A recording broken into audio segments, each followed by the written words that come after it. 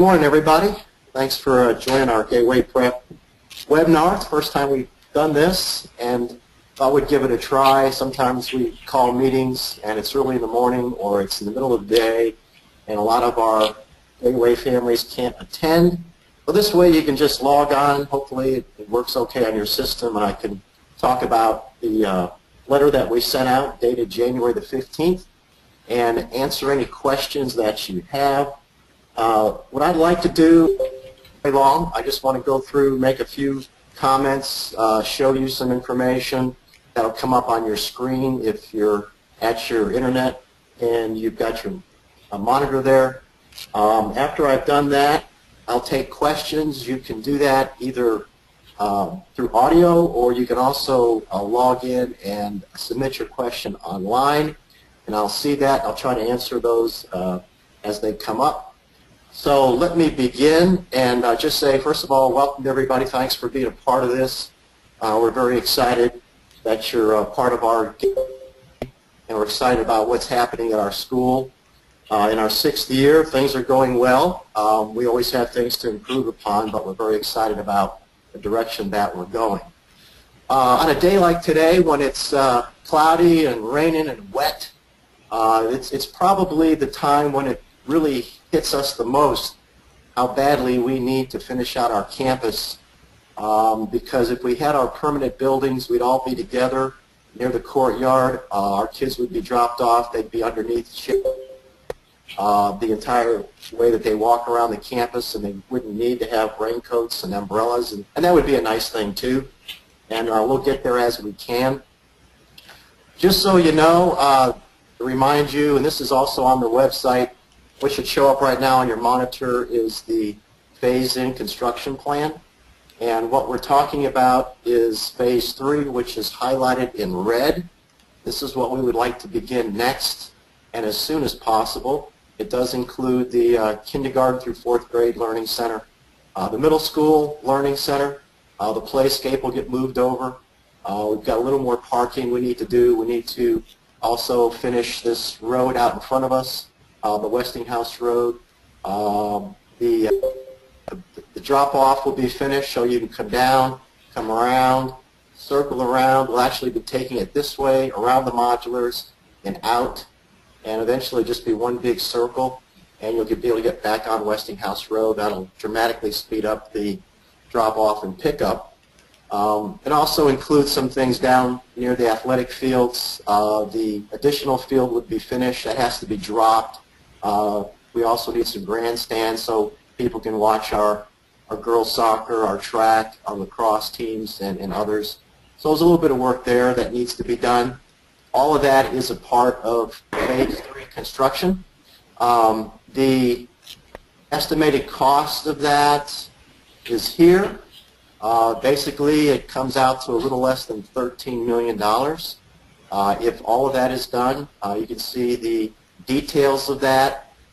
There's the cost for each one of the learning centers, the fire lane improvements, the extension to Westinghouse Road, the part that we are responsible for as owners along Westinghouse Road, courtyard, the improvements to the athletic fields down below, the walkways connecting all the buildings, so there's always shade cover from bad weather and too much sun, the grandstand, the other track lighting that's needed around the soccer, lacrosse field would be nice to have.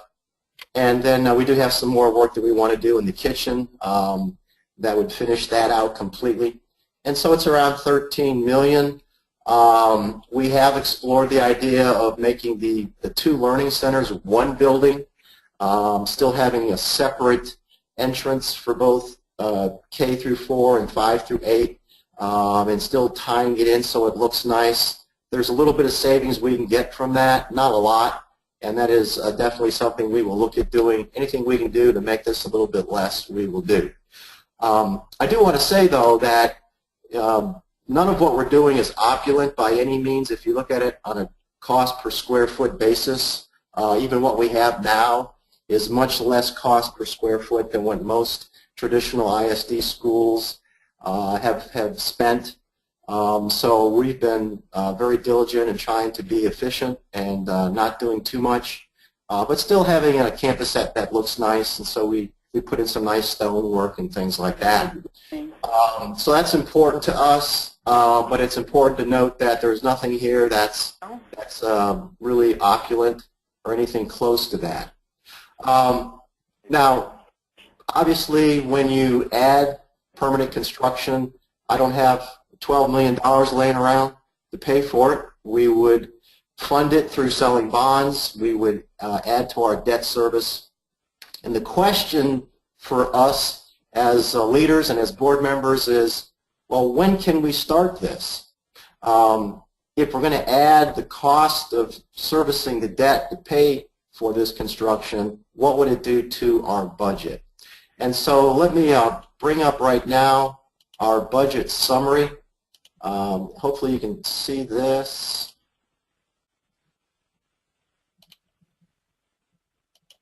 There it is. It's a budget summary. It's on a Excel spreadsheet. What you'll see is very top is on our current budget. And our current budget you can pull up on the school website under Giving. If you click on Our Needs, you'll see a budget in there.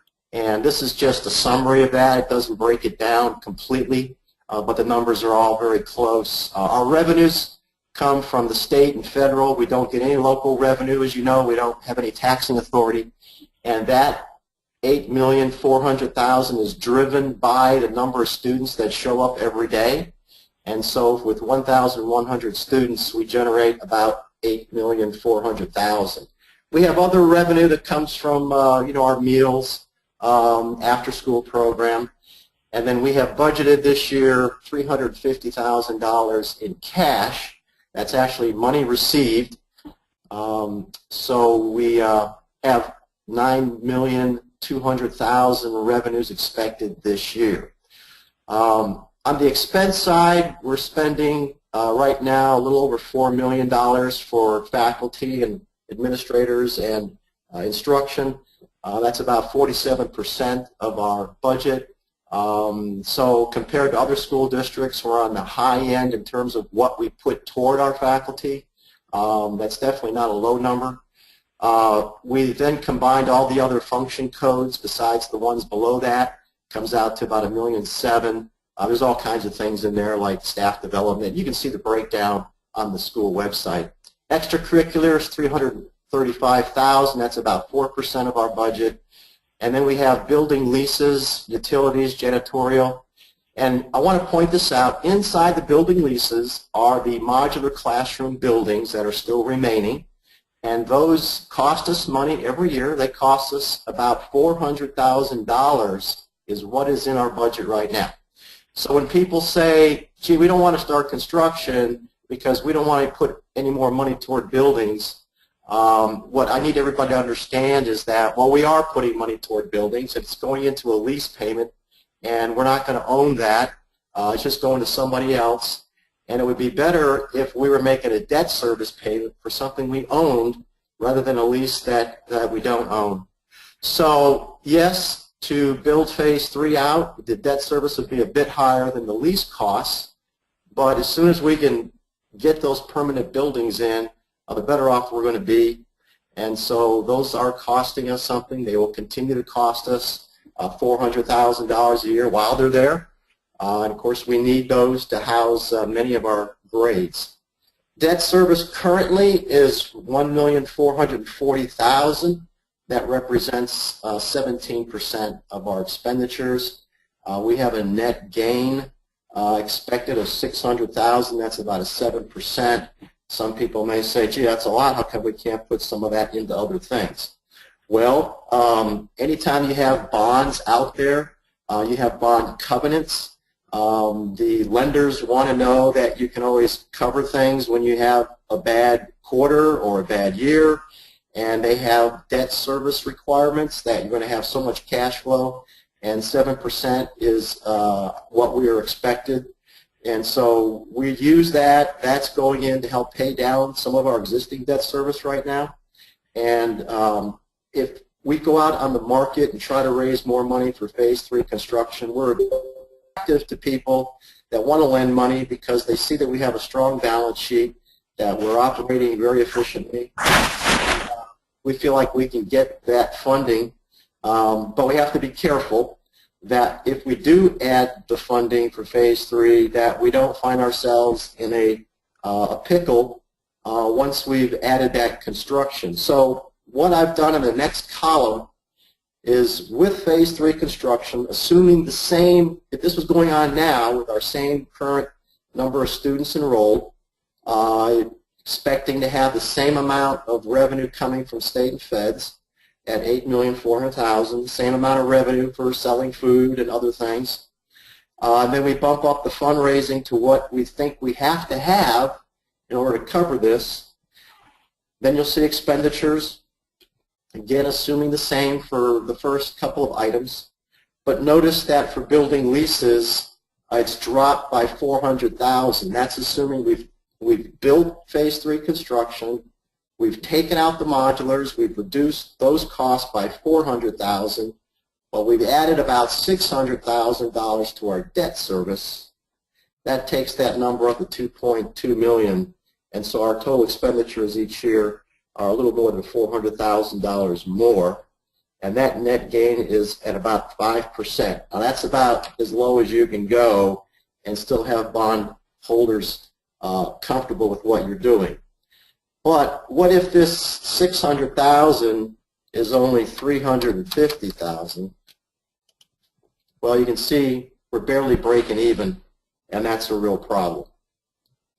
What if that all of a sudden people decided, well, I don't want to give any more money, buildings have been built, then we're even in more trouble. So we've got to be really careful when we do this, that we can cover it and do it in a way that we're still going to be in a good position financially, and that's something that we've got to really pay attention to. The other thing is under payroll. Well, we certainly would like to pay our teachers more. Right now what we're doing is we are paying a competitive rate. We do a salary survey all the time. We do it annually, but we're also calling throughout the year, and we know that our current compensation is equal to the surrounding school districts. We're not paying less, including our benefit package, as a general rule. And so people aren't leaving because they're getting some better deal financially somewhere else.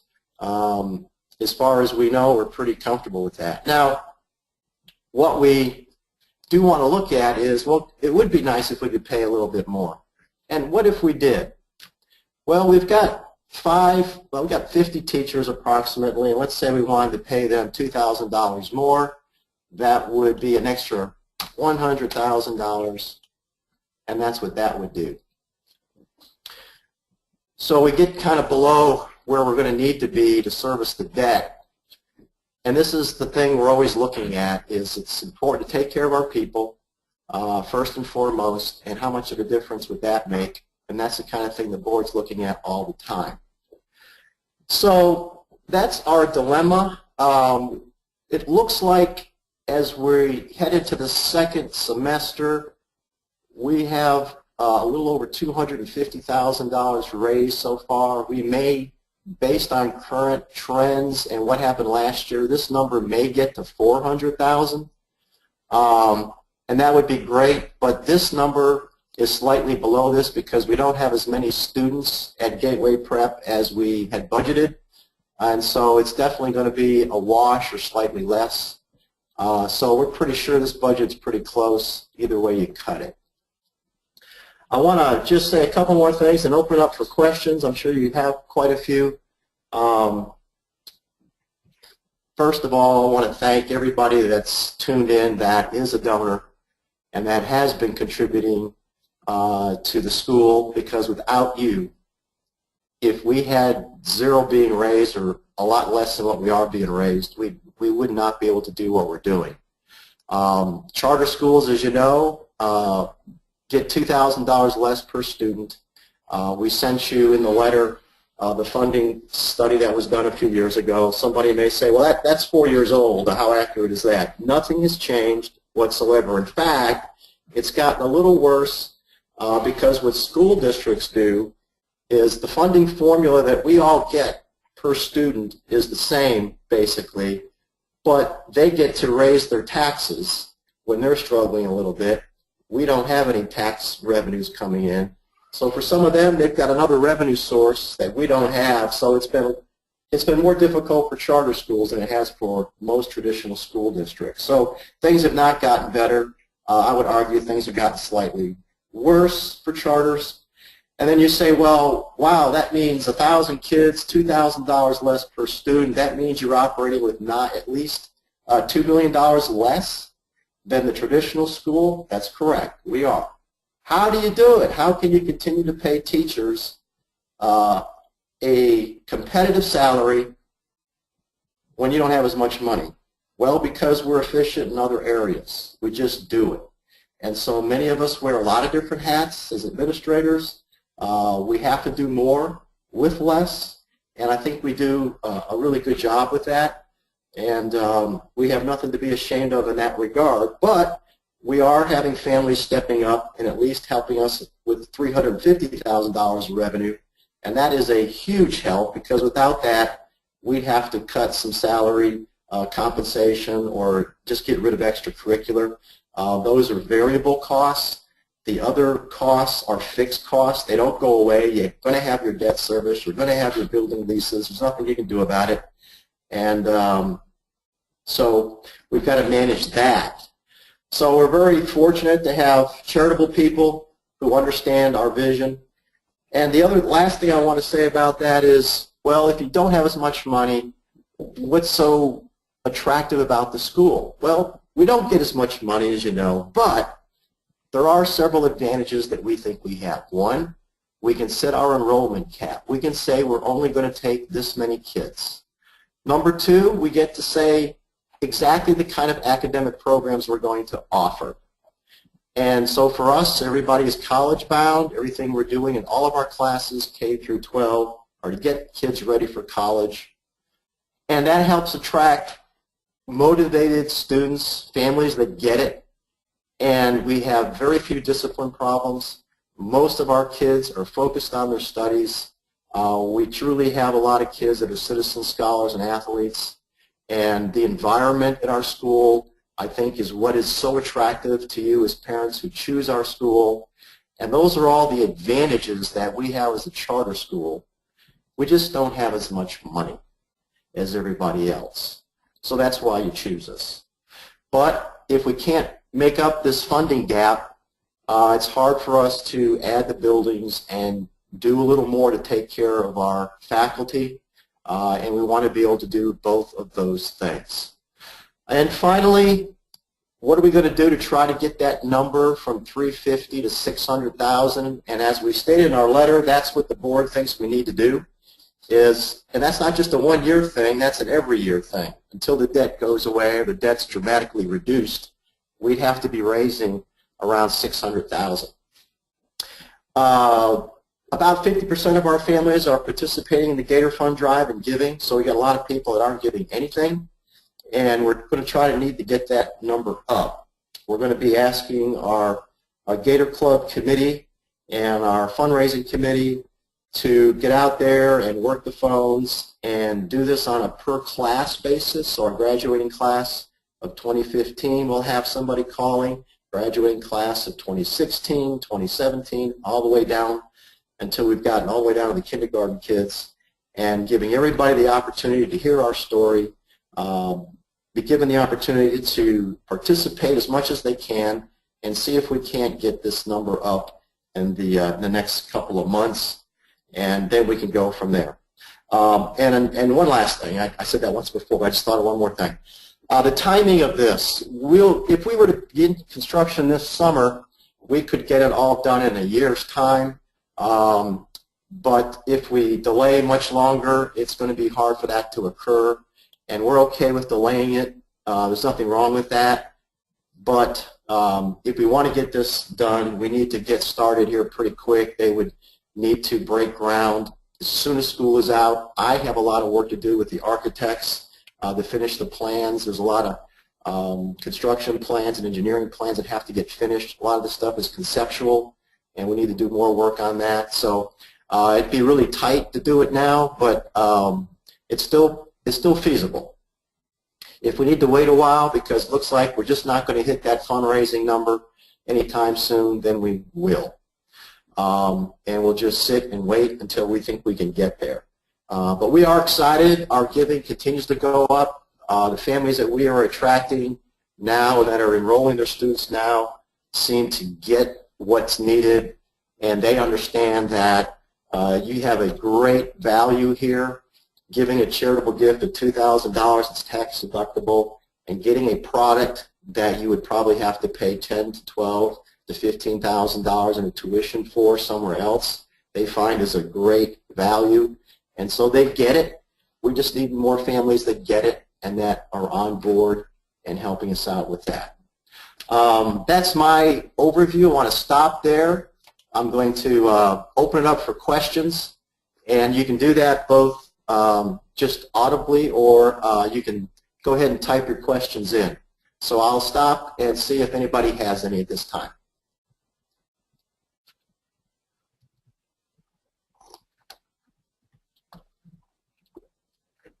Did you see if Albert can? I don't have the email screen showing up, so.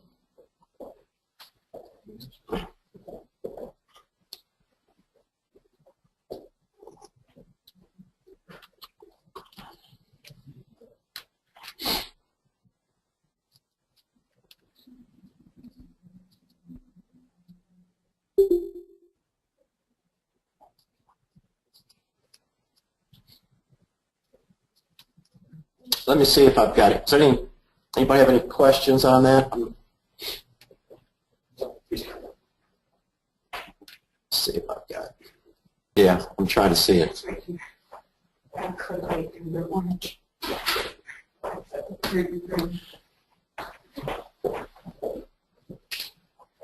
Well, the board met. The one question I have is, when will the administration board make a decision to start construction or not this coming year? Well, they just met, decided to hold off, and so we have another board meeting in a couple months, April something, and they're always looking at this to see how we're doing with our fundraising. And so in the April board meeting, they'll look again and give it the green light or continue to keep it on a yellow light. That's what it's on right now. It's on yellow.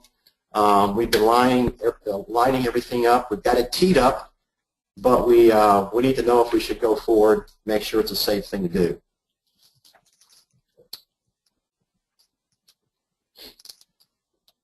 Any other questions?